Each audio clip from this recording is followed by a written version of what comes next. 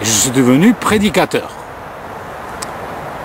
Et puis un jour, j'ai eu des problèmes de soutien financier pour mon ministère. Et je me suis retrouvé seul à la maison, homme au foyer, pendant que ma femme travaillait comme infirmière, et j'avais ma fille à la maison qui était bébé, il fallait que je l'élève. Alors je suis devenu homme au foyer. Et puis un jour, je décide comme ça de partir aux États-Unis pour essayer, excusez-moi, j'ai décidé donc de partir aux États-Unis pour essayer de trouver un soutien financier chez les Américains, parce que les Français, ils ne voulaient pas m'aider. Enfin, le milieu où j'étais, en tout cas, dans l'église où j'étais, ne voulait pas m'aider. Donc je me suis dit, pourquoi pas les Américains?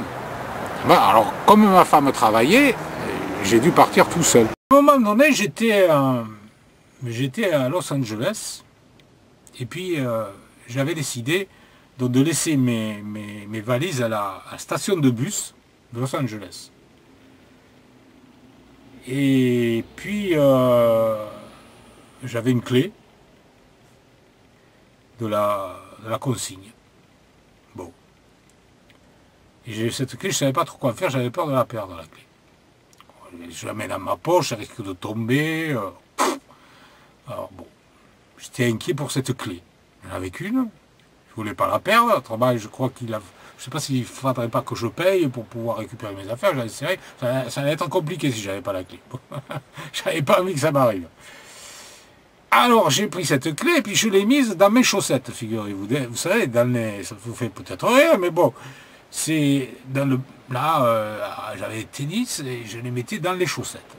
Je dis là, bon, je ne la perdrai pas, ça va. Et puis à un moment donné, je ne sais pas pourquoi, j'ai enlevé mes chaussures. Et mes chaussettes. Et puis j'avais complètement oublié que j'avais la clé. Dedans.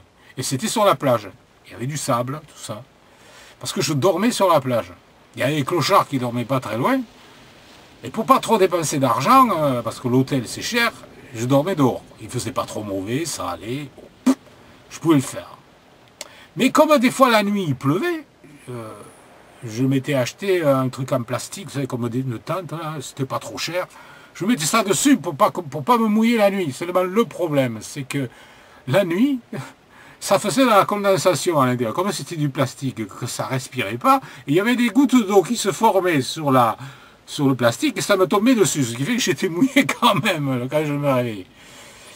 Et alors bon, revenons à notre clé. Alors je défais mes sandales, tout ça, mais je ne m'aperçois pas que ma clé est tombée dans le sable. C'était à côté d'une guérite. Vous savez, là où il y a les maîtres nageurs qui surveillent les baigneurs. Hein.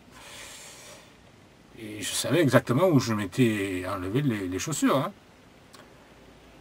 Et puis, quand je me suis aperçu que j'avais perdu la clé, c'était un moment après, j'ai dit, bah, j'ai plus ma clé.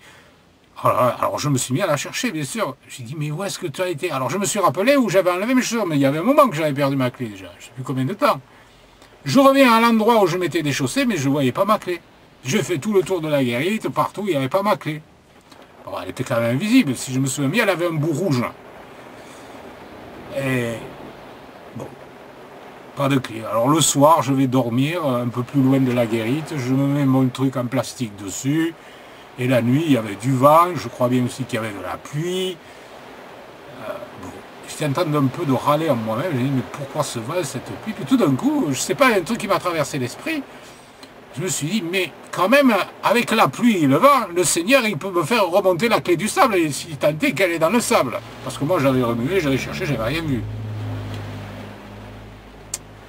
Et puis, le matin, je me réveille, et puis je dis, tiens, au cas où le Seigneur aurait fait remonter la clé du sable, je vais quand même aller voir. Avec le vent, la pluie, la tempête, bon, je vais aller voir. Mais je me suis dit, mais il l'aura pas fait. Il l'aura pas fait, parce que je ne mérite pas ça, quand même. Il l'aura pas fait. Je ne pensais pas que Dieu allait le faire. Et puis, quand je vais à côté de la guérite, là où je m'étais, je sais, j'ai été tout étonné, figurez-vous. Vous savez ce que j'ai vu? Je suis sûr que vous avez deviné, c'était la clé. Elle était là. Elle était remontée du sable. Mais attention, elle n'était pas remontée n'importe comment. J'avais fait une reconstitution avec une photo là, que je vous la mettrai tout à l'heure sur la vidéo pour vous montrer comment la clé est ressortie. J'étais ébahi. Parce que dans le sable, il y avait comme une demi-sphère qui s'était formée dans le sable, comme un trou qui faisait une demi-sphère.